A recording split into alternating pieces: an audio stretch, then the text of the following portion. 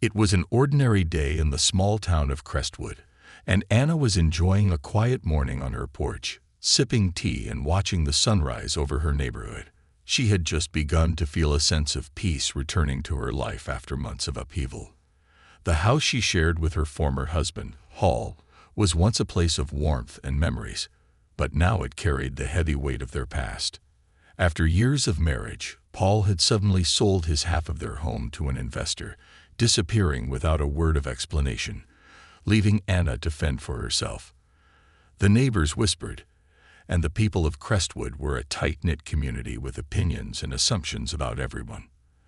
They speculated about Paul's sudden departure, inventing all sorts of reasons and motivations, none of which Anna had any energy to refute. She had been left to pick up the pieces of her life in silence, navigating the cold reality that the person she had loved for years had simply walked away without a backward glance. As Anna's thoughts drifted, lost in the peaceful rhythm of her morning routine, a familiar figure appeared in the distance. She froze, her heartbeat quickening as she tried to process what she was seeing. Paul, the man who had sold his half of the house and abandoned her, was walking down the street, approaching their home as if he had only left for a brief errand. She could barely breathe as he grew closer, his familiar face now carrying a strange, smug expression. Anna's mind raced, a mix of anger, hurt, and confusion bubbling to the surface. She had moved on, or at least she thought she had. Yet here he was, striding up to the house as though he still belonged. She put down her teacup, trying to compose herself, though every muscle in her body was tense, ready for a confrontation. "Anna." He greeted her, his voice casual, almost condescending, as if he hadn't just turned her life upside down. "It's been a while." She felt a surge of anger rise within her, and it took all her willpower not to react. She took a deep breath, hoping to keep her composure. "What are you doing here, Paul?" she asked, her voice sharper than she intended. Paul smirked, glancing around the property as though he were inspecting it. "Well, it's still my house, isn't it? I have every right to be here." Anna clenched her fists, biting back the urge to lash out. "You sold your half, Paul. You walked away without a word, leaving me to handle everything alone. And now you're back, acting like nothing happened." "Come on, Anna," he replied, his voice dripping with disdain. "You always were dramatic. I had my reasons for leaving, and honestly, I don't owe you an explanation."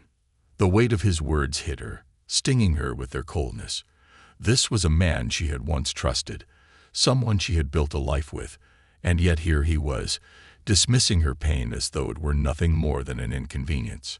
She felt her resolve harden, and for the first time since his departure, she was determined not to let him walk all over her. "Whatever you think you're doing here, Paul, you don't belong in this house anymore," she said, her voice steady but fierce. "You left. You sold your share. You have no right to just waltz back in here and act like everything's normal." But Paul just shrugged, unfazed by her words. "You always did love playing the victim, Anna. Maybe that's why I left in the first place." His eyes were cold, calculating, and she saw a glint of something sinister lurking beneath the surface. "You see, I may have sold my half of the house, but that doesn't mean I'm out of your life just yet. I have rights, Anna, and I intend to use them." Anna's heart sank as she realized he was serious. Paul had always been manipulative, but this was a new low, even for him. His words sent a chill down her spine as she realized he wasn't here to make amends or to apologize. He was here to humiliate her, to make her suffer for reasons she could hardly begin to fathom. Crestwood was a small town, and any public dispute between them would draw unwanted attention, feeding the gossip mill for weeks. Anna felt trapped, caught between her desire to defend her home and her fear of what Paul might do if she stood up to him. Yet, deep down, she knew she couldn't back down. This was her home, the place she had built with love and care, and she wasn't about to let him strip that away from her.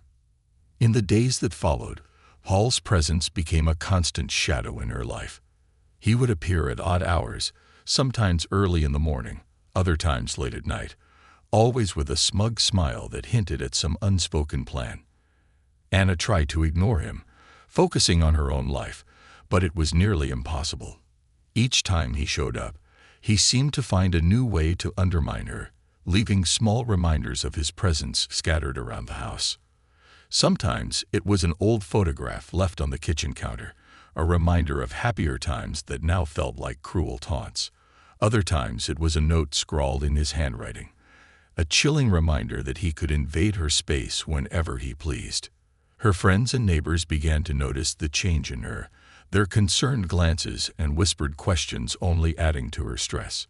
She wanted to explain, to tell them the truth about what Paul was doing, but she knew that the story would only fuel the town's gossip.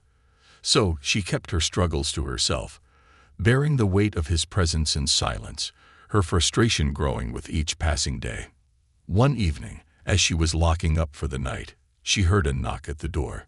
Her heart sank as she braced herself for another encounter with Paul. She opened the door cautiously, and there he stood, his expression unreadable. "Anna," he said, his voice softer than she had ever heard it. For a brief moment, she saw a flicker of the man she had once loved, and her defenses wavered. But before she could respond, he continued, "I need to come inside. We have things to discuss." Anna felt her stomach twist as she looked into his eyes, searching for any hint of sincerity. But all she saw was a man determined to bend her to his will, a man who had turned her life into a twisted game for his own amusement. She knew she had a choice to make, a choice that could either free her from his grasp or bind her even closer to him. Anna hesitated, gripping the edge of the door so tightly her knuckles turned white. She felt the weight of Paul's gaze, penetrating and unyielding, pressing down on her. There was no warmth in his eyes, only a cold, calculating gleam that sent shivers down her spine. She took a deep breath, steadying herself as best she could, and reluctantly stepped back, allowing him to enter. The moment he crossed the threshold, she felt as if the air had changed, growing heavier, oppressive. Paul walked in as though he owned the place, his steps deliberate and measured. He glanced around, his gaze lingering on the familiar details of the home they'd once shared. The walls were still adorned with photographs from their life together, memories she had yet to take down, not because she wanted to hold on to them, but because removing them felt like conceding defeat. She saw him eyeing one particular picture, a candid shot of the two of them laughing at a family gathering years ago. She could feel the mocking in his stare, as if he was taunting her for holding on to something he had discarded so carelessly. "I see you've kept everything just the way it was," Paul said, his voice thick with disdain. "Sentimental, as always." Anna's mouth tightened, but she forced herself to keep calm. She wasn't going to give him the satisfaction of seeing her break. "What do you want, Paul?" she asked, her voice colder than she intended. He looked at her, arching a brow as if amused by her defiance. "I told you, I have as much right to this house as you do. Just because I sold my half doesn't mean I'm done with it, or with you." A chill ran down her spine. His words were laced with a dark insinuation that left her uneasy. She couldn't shake the feeling that he had a deeper agenda, something he wasn't revealing. But before she could press him, he continued, taking a step closer. "You know, it didn't have to be this way," he murmured, his voice dropping to a low, almost conspiratorial tone. "If you'd only listened to me, if you'd only been a bit more understanding, maybe I wouldn't have had to leave in the first place." Anna scoffed, her anger finally breaking through her restraint. "Understanding? You sold your half of the house without warning and left me here to pick up the pieces. And now you have the nerve to walk back in here and act like it's my fault." Paul's expression darkened, and for a brief moment, she saw something dangerous flash in his eyes. But he quickly masked it, his face settling back into that same, infuriatingly smug smile. "Oh, Anna," he said softly, almost pityingly, "you still don't get it, do you? This isn't about blame. It's about control." The word lingered in the air, heavy and foreboding. Control. Anna's mind raced as she tried to piece together what he meant, but the answer remained elusive, just out of reach. She watched as he sauntered over to the kitchen, where he opened a cupboard and took down a glass, helping himself to a drink as if he still belonged there. Every move he made felt like an intrusion, a violation of the sanctuary she had worked so hard to rebuild after he left. But then he dropped the first hint of his plan. "Anna, I've decided I'm moving back in," he said nonchalantly, as if discussing the weather. "After all, I still have a stake in this place, whether you like it or not." The words hit her like a punch to the gut. She could barely believe what she was hearing. The audacity of it. After everything he had put her through, after the emotional and financial turmoil he had left her in, he thought he could just waltz back in and reclaim his place. "You can't be serious," she whispered, her voice trembling. "You have no right." "Oh, but I do," Paul replied smoothly. "You see, the contract I signed when I sold my share included a clause that allows me to return under certain circumstances. Call it a safety net, in case I ever wanted to revisit old arrangements." He leaned against the counter, his gaze locked onto hers, relishing her horror. Anna felt as though the ground had opened up beneath her. She had never been aware of any such clause. In fact, when she had gone over the paperwork after his sudden departure, it had seemed straightforward enough. But Paul had always been clever, meticulous, always a step ahead. And it appeared he had crafted the deal in such a way that he could come back whenever it suited him, twisting the knife further into her already wounded pride. She took a step back, her mind racing. She felt trapped, cornered, with no clear way out. If what he said was true, she would have to fight him legally, an expensive and drawn-out battle that would only further drain her resources. And she knew that's exactly what he wanted, to push her to her breaking point, to make her feel small and helpless under his shadow. But why? What was he gaining from this charade, this twisted game of control and humiliation? Her thoughts were interrupted by a faint knock at the door. She turned, her heart leaping with a mixture of hope and fear.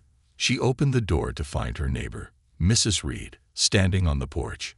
Mrs. Reed was one of the few people who had supported Anna throughout her ordeal, a kind, gentle woman who had been like a second mother to her. "Anna, dear, I just wanted to check in and see if you're all right," Mrs. Reed said, her gaze shifting suspiciously to Paul, who stood in the background watching with a smirk. Anna forced a smile, grateful for the interruption. "Thank you, Mrs. Reed. I'm fine, just dealing with some old business." Mrs. Reed's eyes narrowed as she looked at Paul, and for a moment, Anna thought she saw a flash of recognition. Mrs. Reed had been in the neighborhood long enough to know everyone, and her perceptive nature was well known. "Well, if you need anything, you know where I am," she said, her tone carrying an unspoken message of solidarity. As she turned to leave, she gave Paul one last, pointed look before heading back to her home. Paul chuckled as Anna closed the door, his amusement clear. "Oh, how sweet. Your little neighborhood support system." Anna ignored him, her mind whirling with possibilities. Mrs. Reed's visit had stirred something within her, a reminder that she wasn't entirely alone. Paul might be playing his twisted game of control, but Anna wasn't the same woman he had left behind. She had found strength in her solitude, in the small acts of resilience she had been forced to develop in his absence. And now, as she stood face to face with him, she realized that she would need every ounce of that strength to stand up to him. But then Paul made his final move of the night, a move that left Anna reeling. He pulled out a set of keys from his pocket, dangling them in front of her with a triumphant grin. "You're going to have to get used to seeing me around," he said, slipping the keys back into his pocket. "Starting tomorrow, I'll be moving my things back in." With that, he turned and walked out, leaving Anna standing alone in the kitchen, a maelstrom of emotions surging within her. She wanted to scream, to throw something, to do anything to release the frustration and anger that threatened to consume her. But she knew that this was only the beginning. Paul had made his intentions clear, and she would have to decide whether to surrender to his games or fight for her home. her dignity, and her peace of mind. As she sat down, her hands shaking, she realized that the next few weeks would be a test like no other. This wasn't just a fight for property. It was a fight for her freedom, her autonomy. She thought of Mrs. Reed and the neighbors who had quietly supported her. And for the first time, she felt a glimmer of hope. Paul might be cunning, but she wasn't alone. She had a community, a network of people who believed in her, and she would draw on their strength as she prepared for the battle ahead. The next morning, Anna woke with a heaviness in her chest, a dread she hadn't felt since Paul first left.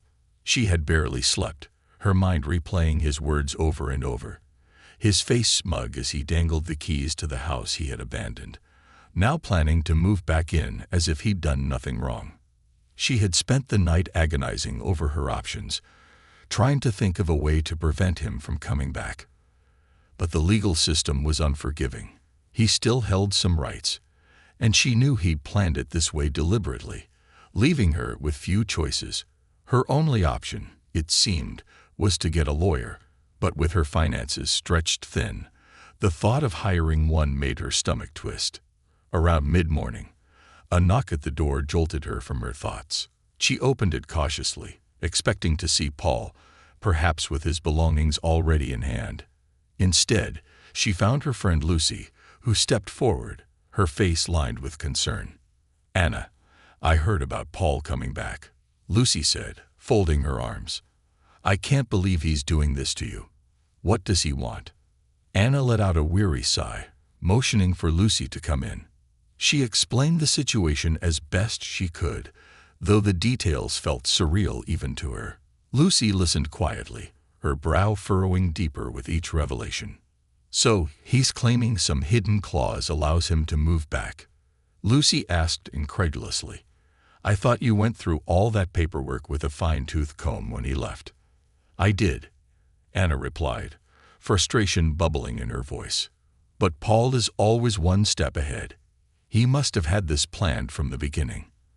And now, if I want to keep him out, I'll need a lawyer, and that's not something I can afford right now."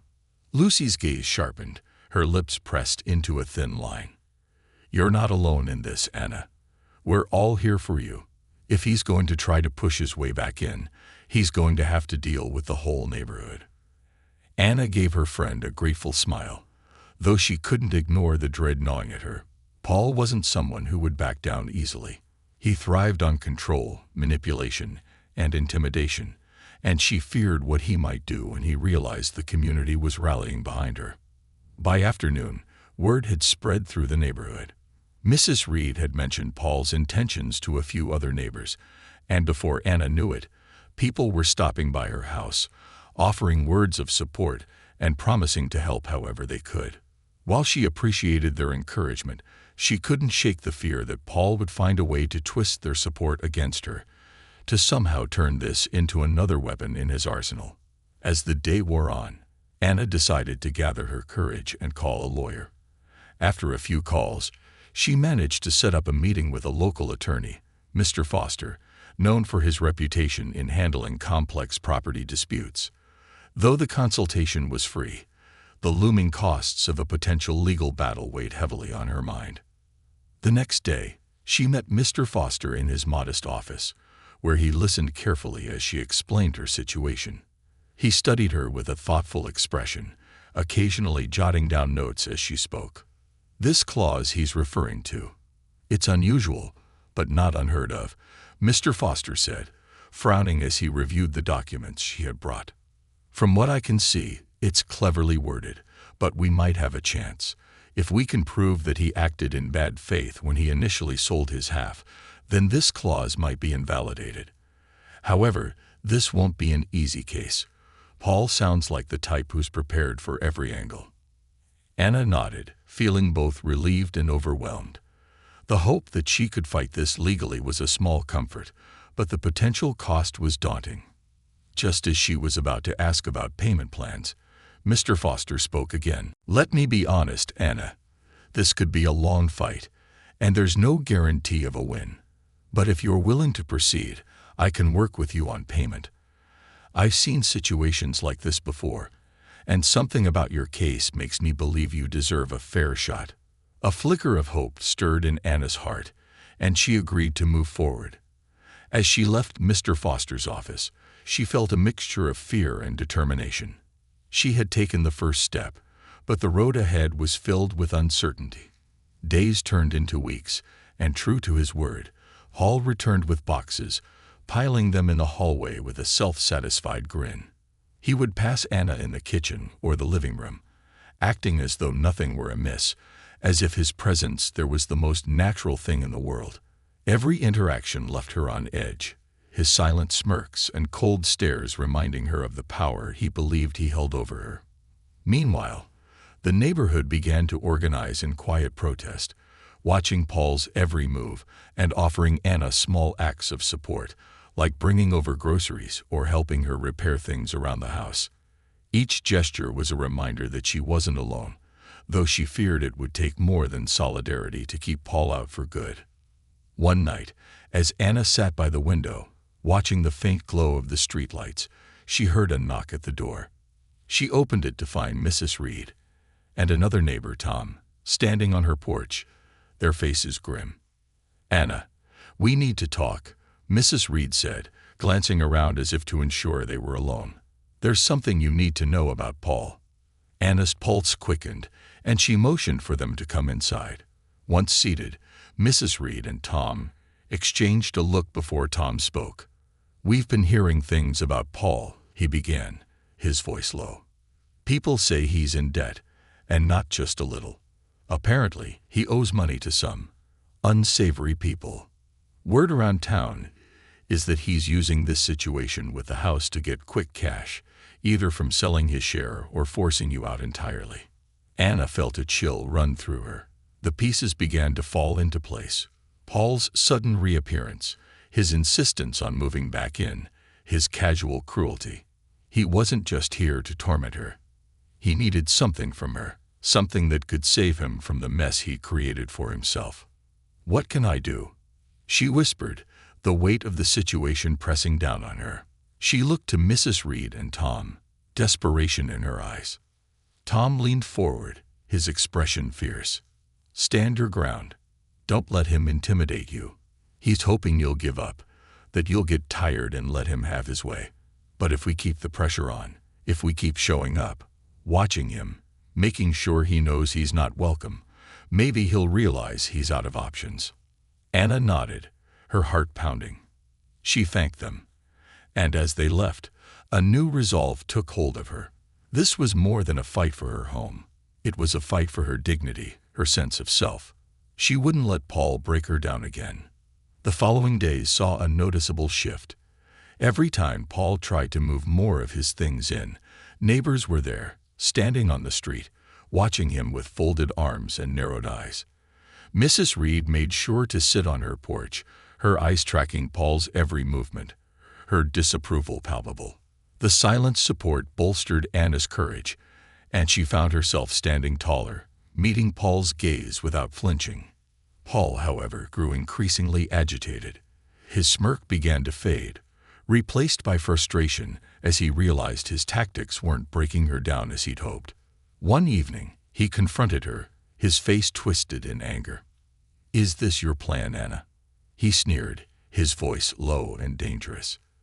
"You think these people are going to save you. They can't protect you from what's coming." Anna met his gaze, unyielding. "Maybe not, but I'm not afraid of you anymore, Paul. You don't get to control me. Not now, not ever again." Paul's eyes narrowed, and for a moment, she thought he might lash out. But he simply turned on his heel and stormed out, slamming the door behind him. As the echo of the door faded, Anna felt a surge of triumph. She had stood up to him, and for the first time, she saw a crack in his armor. That night, as she lay in bed, Anna allowed herself a moment of peace. She knew the fight wasn't over, that Paul wouldn't give up easily, but she had something he couldn't take, her strength, her community, and a newfound resilience that had been born out of his betrayal. No matter what he threw at her, she was ready. As the tension in the house escalated, Anna became acutely aware that Paul was becoming more desperate. His eyes no longer held that smug, self-assured look she'd come to hate. Now, they were laced with frustration and a barely concealed fear. The facade he'd worked so hard to maintain was beginning to crack, and Anna could sense that whatever financial trouble he was hiding was much worse than she'd initially suspected. She knew it was only a matter of time before his calm unraveled entirely, and she braced herself for whatever storm was coming. In the days that followed, Anna was struck by Paul's erratic behavior. He started coming and going at all hours, making hurried phone calls in the middle of the night, pacing the hallway with an anxious energy that left her uneasy. She began to notice that his once meticulously maintained appearance was slipping. His shirts wrinkled, his hair disheveled, the circles under his eyes darkening with each passing day. It was clear that he was losing control, both over his life and over whatever scheme he had thought would bring him back on top. One evening, as she was preparing dinner, Anna heard a loud crash from the living room. She rushed in to find Paul furiously rifling through a stack of documents, scattering papers across the floor in his haste. She watched him for a moment, his frantic search a stark contrast to the calm, collected man he had once pretended to be. When he finally noticed her standing there, he froze, the anger in his eyes quickly replaced by a look of embarrassment. "What are you looking for, Paul?" she asked, crossing her arms. Her voice was calm, but inside, she felt a thrill of satisfaction at seeing him so unhinged. He glared at her, then quickly looked away, muttering something under his breath. "It's none of your business," he snapped, his tone sharp and defensive. But Anna saw the slight tremor in his hands, the beads of sweat forming on his forehead. She knew, without a doubt, that he was desperate, and that realization gave her a renewed sense of strength. "Maybe if you told me what was going on, I could help," she said, unable to keep a hint of sarcasm from her voice. "After all, we're living under the same roof again, aren't we?" His head snapped up, and for a brief moment, she thought he might lash out. But then he took a deep breath, his expression hardening as he collected himself. "You think you're so clever, don't you?" he sneered. "But you have no idea what's at stake here. This isn't just about you and me, Anna. There are things going on that you wouldn't understand." She felt a pang of curiosity mixed with trepidation. What could be so dire that it had driven him to this point? But she kept her face neutral, refusing to give him the satisfaction of seeing her uncertainty. "Then maybe it's time you told me, Paul. Or do you plan to keep skulking around here like a ghost, hoping I'll just disappear?" His jaw clenched, and for a long moment, they stood there in silence, locked in a battle of wills. Finally, he spoke, his voice low and laced with bitterness. "Fine. You want the truth. I owe money. A lot of money. And the people I owe, let's just say they're not the kind you want to keep waiting." The admission hung in the air, heavy and ominous. Anna felt a chill run down her spine.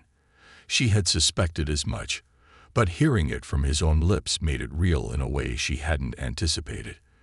This wasn't just a matter of pride or revenge for him. He was in deep trouble, and he was using her home, her sanctuary, as a last-ditch effort to save himself. "So you thought you'd come back here and bully me into giving up what's rightfully mine?" she asked, her voice shaking with anger. "You thought you could just walk in and take over my life because you're in trouble?" He scoffed, a twisted smile pulling at the corners of his mouth. "You wouldn't understand.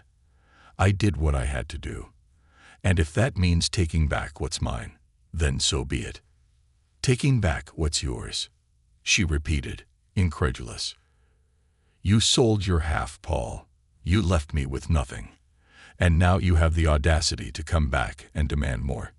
You've lost your mind." His eyes narrowed, and for a moment, she thought he might argue. But instead, he turned away, his shoulders slumping as he muttered, "You have no idea what it's like, Anna. You've always had everything handed to you, always had people to fall back on. I didn't have that luxury." The bitterness in his voice was palpable, and she realized, perhaps for the first time, just how deeply he resented her. But instead of softening her resolve, it only strengthened her determination. She wasn't going to let him guilt her into submission, not after everything he had done. As the days wore on, Paul's behavior grew increasingly erratic. He spent hours locked in his room, the sounds of muffled phone calls drifting through the walls late into the night. He barely spoke to her, and when he did, it was only to make veiled threats or subtle digs, his resentment simmering just beneath the surface. But Anna refused to let him intimidate her. She had survived his abandonment, his manipulation, and now she would survive this. One afternoon, she was in town picking up groceries when she ran into Tom, the neighbor who had helped rally support for her. His face was grim, and he motioned for her to step aside, away from the prying eyes of other shoppers. "Anna, there's something you need to know," he said, his voice low. "I've been hearing things about Paul's debt. It's worse than we thought. People are saying he's involved with some dangerous types, and that he's running out of time to pay them back. I hate to say this, but you might not be safe with him in the house." Her heart skipped a beat. She had known he was in trouble, but the severity of it, the risk it posed to her, hadn't fully sunk in until now. The thought of sharing her home with someone desperate enough to do anything, even harm her, was terrifying. "Thanks for telling me, Tom," she said, forcing herself to remain calm. "I think it's time I took matters into my own hands." When she returned home, she found Paul pacing the living room, his face pale and drawn. He looked up as she entered, his eyes filled with a mixture of anger and desperation. "Where were you?" he demanded, his voice laced with accusation. "Not that it's any of your business, but I was in town," she replied coolly, refusing to let him see her fear. He sneered, running a hand through his disheveled hair. "Of course, off to spread your little sob story, rallying the neighborhood against me. Typical." Anna's patience snapped. "You know what, Paul? I don't owe you anything. Not my sympathy, not my silence, and certainly not my home. You made your choices, and now you have to live with the consequences." His face twisted with rage, and for a moment she thought he might lash out. But instead, he clenched his fists, his gaze hard and unyielding. "You're making a big mistake, Anna. You think these people care about you. They don't. When push comes to shove, they'll abandon you just like I did." The words stung, but she refused to let them break her. "Maybe. But at least I'm not running from my problems. I'm not hiding behind lies and manipulation. I'm standing up for what's mine." The silence that followed was thick with tension, each of them locked in a silent standoff. Finally, Paul stormed past her, slamming the door behind him as he left the house. She watched him go, her heart pounding with a mixture of fear and triumph. She knew this wasn't the end, that he would be back, more determined than ever to break her. But for the first time, she felt a surge of hope. She had stood her ground, refused to let him control her, and it was a victory, however small. That night, as she lay in bed, she thought of Tom's warning, of the threat Paul posed to her safety. She knew she had to protect herself, to prepare for whatever he might do next. And as she drifted off to sleep, she resolved to fight with everything she had. Paul might be desperate, dangerous even, but she was done being his victim. She was ready to face him, whatever it took, and reclaim her life from the wreckage he had tried to create. In the following days, Paul's hostility grew more intense, and Anna felt the weight of his desperation pressing down on her every moment they were in the house together. She could sense him watching her, his eyes dark and calculating, as if he were waiting for a moment of weakness. His attempts to rattle her had become more overt. He would move her belongings, invade her personal space, and leave intimidating notes scribbled on scraps of paper, reminders of the control he thought he still held over her. But she remained outwardly calm, refusing to give him the reaction he was clearly hoping for. Inside, however, she was beginning to feel the strain, her nerves fraying with each passing day. One evening, after a particularly tense encounter in which Paul had accused her of turning the entire neighborhood against him, Anna decided she could no longer live in this perpetual state of fear and intimidation. She called Mr. Foster, her lawyer, and explained the escalating situation. His voice, calm and measured, was a relief to her. "Anna, it's clear that this situation has moved beyond a simple property dispute," Mr. Foster said thoughtfully. "You have every right to feel safe in your own home, and Paul's behavior is bordering on harassment. I think it's time we took more decisive action. There may be legal grounds for a restraining order, especially if you can document his attempts to intimidate you." Hearing those words was like a lifeline. She had been hesitant to escalate things legally, fearing that Paul would retaliate in some way, but the thought of a restraining order offered a glimmer of hope. Mr. Foster instructed her to document every incident, every threatening note, and every erratic behavior. He also advised her to reach out to trusted neighbors to serve as witnesses should she need additional support in court. Anna spent that night writing down everything she could remember about Paul's behavior since his return. The memories spilled out onto the pages like a flood, each one a painful reminder of how he had invaded her life. She detailed his aggressive confrontations, his late-night phone calls, his threats, and the growing tension in the house. As she wrote, a sense of clarity washed over her. This was no longer about the house. This was about her right to live in peace, to reclaim the life he had shattered, and to break free from his manipulative grasp once and for all. The next day, she gathered the courage to speak with a few of her closest neighbors, including Mrs. Reed and Tom, who had both been supportive from the start. They listened as she recounted Paul's escalating behavior, their faces growing increasingly concerned. "You shouldn't have to live like this, Anna," Mrs. Reed said, her voice firm. "If there's anything we can do to help, just say the word. Paul has crossed a line, and I'm sure the rest of the neighborhood would stand behind you if this went to court." Tom nodded in agreement, his expression grave. "This kind of behavior, it's dangerous. He's not just trying to scare you, he's trying to break you. But you don't have to face him alone. We're here for you, and we'll back you up in any way we can." Anna felt a swell of gratitude and relief. Knowing she had a community rallying behind her gave her the strength to keep going, even as Paul's behavior grew more volatile. She began documenting each incident meticulously, taking photos of his threatening notes, recording the times he entered her space uninvited, and noting the ways he tried to undermine her confidence. It was exhausting, but she knew that every piece of evidence brought her one step closer to freeing herself from his control. A few days later, as Anna was preparing to leave for a follow-up meeting with Mr. Foster, Paul intercepted her at the front door. His face was twisted with anger, and his fists were clenched at his sides. "Where are you going?" he demanded, blocking her path. "Out," she replied, her voice steady. She tried to push past him, but he stood his ground, his eyes blazing with fury. "Don't think I don't know what you're doing," he sneered. "You're trying to get rid of me, to turn everyone against me. But you're not going to win, Anna.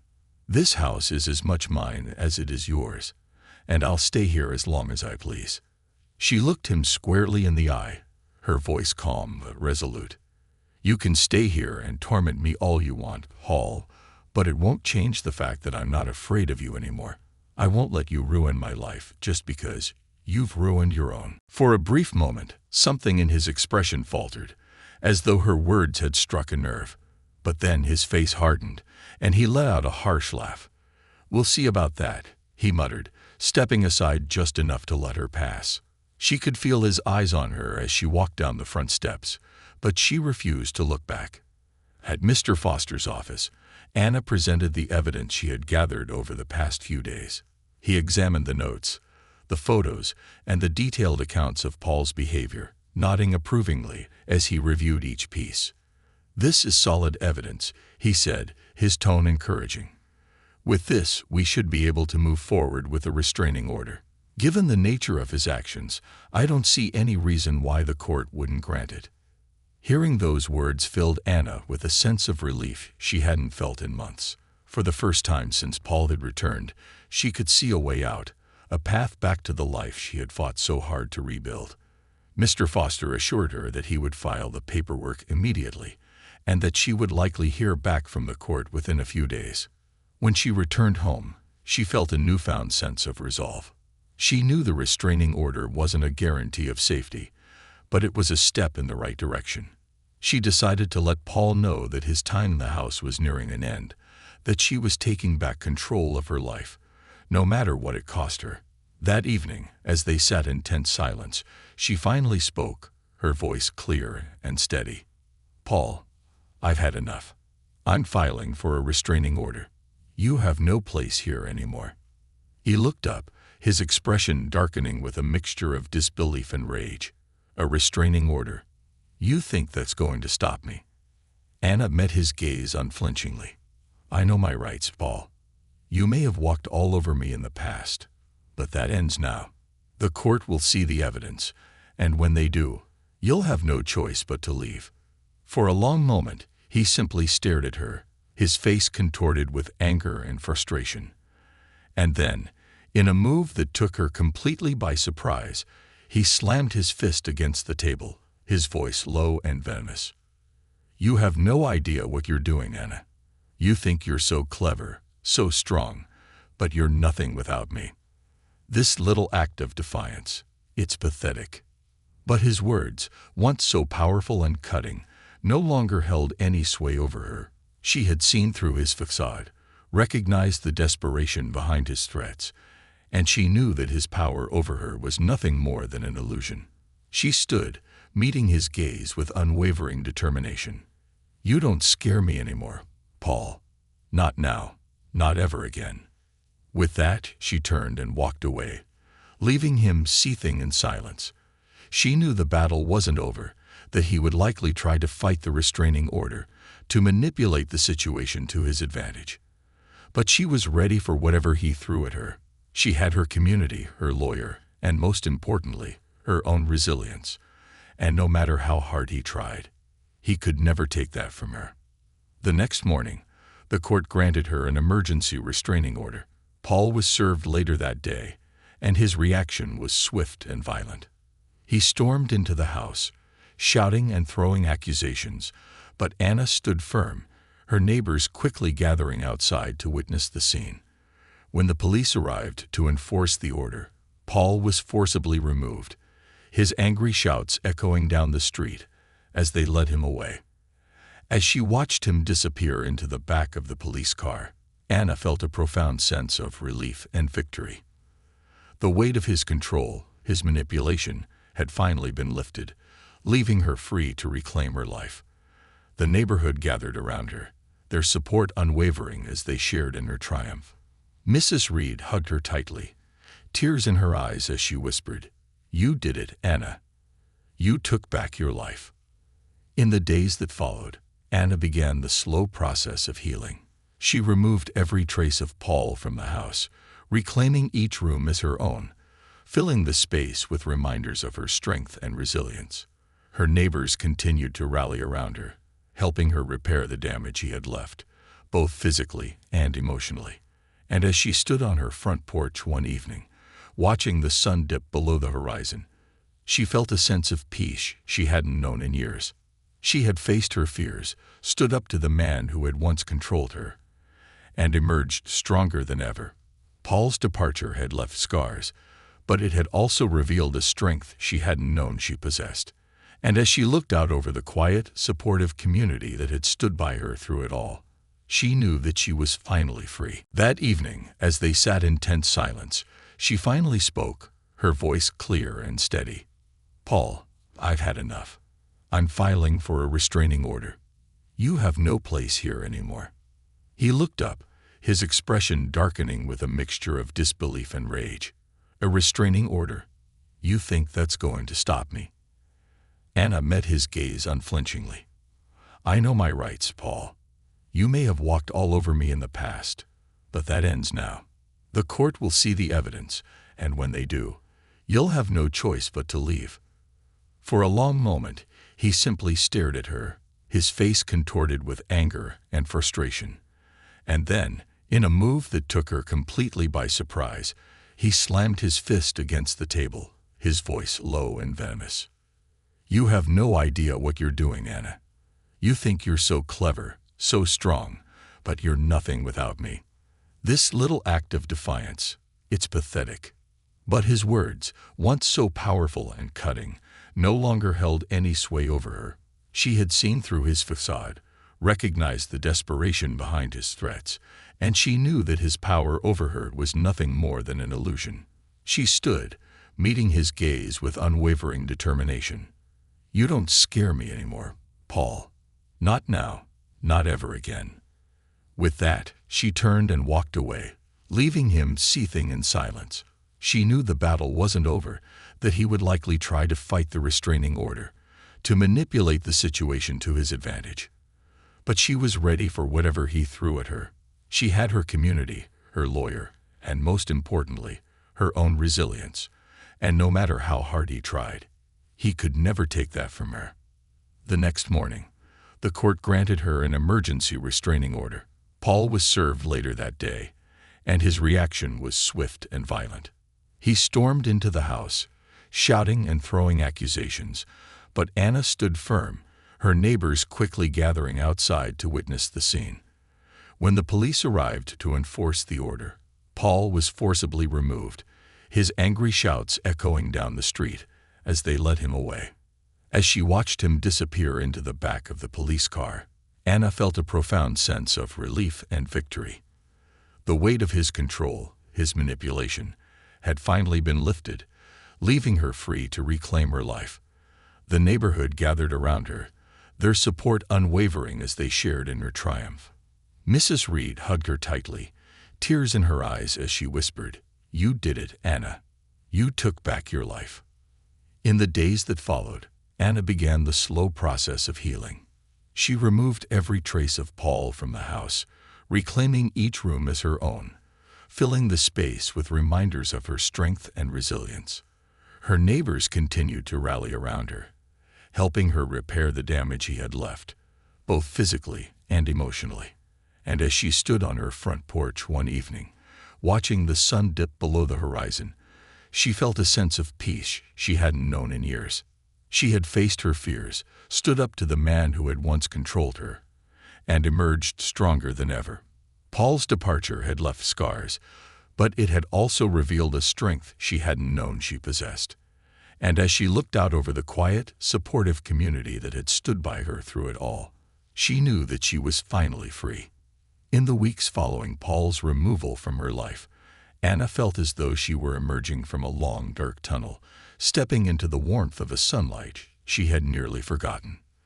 The sense of freedom was intoxicating, and a relief of knowing that he was truly gone allowed her to breathe deeply again. But as she settled back into a routine, the full weight of what she had been through began to sink in. She hadn't merely fought a legal battle for her home. She had fought a war for her own sense of self, and each day she found herself reflecting on the hard truths she'd uncovered about her past and the strength she'd discovered within herself. One afternoon, as Anna walked through her newly reclaimed home, she was struck by how different it felt. She no longer felt the oppressive presence of Paul lurking in every corner, but instead a growing sense of empowerment in each room. She started redecorating, rearranging furniture, and changing the paint color in every space he had tainted with his bitterness and control. She threw out every reminder of him, every object that still bore his fingerprints, and began filling her home with things that brought her joy and a newfound sense of independence. The community rallied around her, helping in any way they could. Mrs. Reed dropped by nearly every day with home-cooked meals and encouraging words, while Tom and a few other neighbors helped her with small renovations and repairs she'd long neglected. She marveled at the strength of her community, realizing that even though she'd felt alone at times, she had never truly been without support. Their kindness was a reminder of the power of human connection and resilience, and Anna began to feel more rooted in her community than ever before. In her solitude, Anna also began to reflect on the choices that had led her to this point. She started journaling, pouring out the years of suppressed emotions and documenting the lessons she had learned. It was painful at times, revisiting the memories of a marriage that had once seemed so promising, only to unravel into betrayal and manipulation. She found herself grappling with conflicting feelings. There was anger, yes, but also sadness, even a touch of pity for Paul. She realized that while he had inflicted unimaginable hurt, his actions were rooted in his own insecurities and failings, issues that he had never learned to confront. One evening, as she sat alone with her thoughts, she decided to reach out to a local counselor who specialized in trauma recovery. She recognized that, while the legal battle was over, the emotional scars would take time to heal. The counselor, a compassionate woman named Dr. Fields, listened as Anna recounted the events of the past year, offering guidance on how to process her experiences and rebuild her life from a place of strength and self-respect. Dr. Fields encouraged Anna to forgive herself, to release any residual guilt she felt for allowing Paul's manipulations to persist as long as they had. This process was crucial, Dr. Fields explained, in breaking the cycle of trauma and ensuring that Anna's future relationships would be healthy and balanced. As Anna continued her therapy, she began to notice subtle shifts in her mindset. She no longer saw herself as a victim, but as a survivor, someone who had been tested in ways she could never have imagined and had come out stronger on the other side. The walls of her home, once a reminder of pain and betrayal, were now a testament to her resilience. Her house had become a sanctuary, a place of healing where she could rebuild her life without the shadow of Paul's presence. One day, she decided to do something bold, something she never would have considered before. Inspired by the support she had received from her community, Anna began organizing a neighborhood gathering to celebrate the strength of Crestwood. She wanted to give back to the people who had supported her, to acknowledge the power of unity and kindness that had carried her through the darkest days. She sent out invitations, and soon, word spread throughout the neighborhood about the upcoming event. People were thrilled, eager to come together not only to support Anna, but to celebrate the resilience of their community. The gathering was held in her backyard, which she had transformed into a warm, welcoming space with lights strung between trees and tables laden with food. People arrived, bringing dishes to share and gifts as tokens of their appreciation for Anna's strength. The air was filled with laughter and conversation, and for the first time in what felt like forever, Anna felt a profound sense of peace and belonging. As the evening wore on, Mrs. Reeves stood up and raised her glass, her voice carrying over the crowd. To Anna, she began, her eyes shining with pride. To a woman who has shown us all what it means to be brave, to stand up for oneself, and to find strength even in the hardest of times. Anna, you are an inspiration to all of us. The crowd erupted in applause, and Anna felt tears prick at the corners of her eyes. She hadn't expected such an outpouring of love and admiration, and as she looked around at the smiling faces of her friends and neighbors, she felt a swell of gratitude that filled her heart. She knew she had found a family in Crestwood, a family bound not by blood, but by kindness and shared resilience. After everyone had left that evening, Anna stood alone in her backyard, looking up at the stars. She thought about the journey she had been on, the struggles she had faced, and the strength she had found within herself. She realized that this experience had transformed her in ways she could never have anticipated. She was no longer the same woman who had once depended on Paul, who had allowed his manipulations to seep into her life. She was stronger, wiser, and more resilient than ever before. As she turned to go inside, she paused for a moment, her mind drifting to the question that had lingered in her heart since the ordeal began. She wondered if she could ever fully forgive Paul, not for his sake, but for her own peace. Forgiveness, she realized, didn't mean forgetting or condoning his actions. It meant releasing herself from the anger and resentment that had bound her for so long. Perhaps forgiveness was the final step in reclaiming her life and moving forward with true freedom. She took a deep breath, letting go of the last vestiges of bitterness that had clung to her heart. She knew that she would continue to heal, that there would be days when the memories resurfaced, but she was ready to face them with strength and grace. This chapter of her life had come to an end, and she was finally ready to turn the page. The next morning, she woke up with a lightness she hadn't felt in years. She looked around her home. the morning sun filtering through the windows, casting a warm glow over the room. She was free, truly free, and ready to embrace whatever the future held. Anna had endured a journey that had tested every fiber of her being, but she had emerged victorious, not just in the legal sense, but in reclaiming her spirit, her peace, and her sense of self. She had proven to herself that she was capable of overcoming even the darkest of times, and she knew that no matter what challenges lay ahead, she had the strength to face them head-on. As she made her morning coffee, she couldn't help but smile, a quiet, content smile that spoke of newfound confidence. Her home, once filled with memories of pain, had become a place of love and renewal. And as she looked out her kitchen window at the quiet, supportive community she called home, she felt a profound sense of gratitude and joy.